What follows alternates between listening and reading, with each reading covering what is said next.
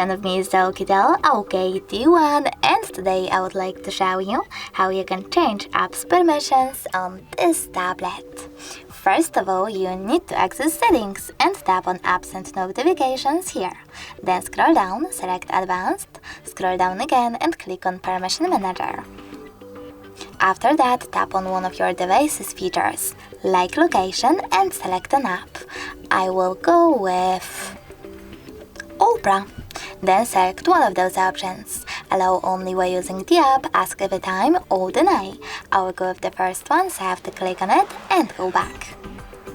Now when I swipe up, as you can see Opera, just gained access to this device location if I'm using it.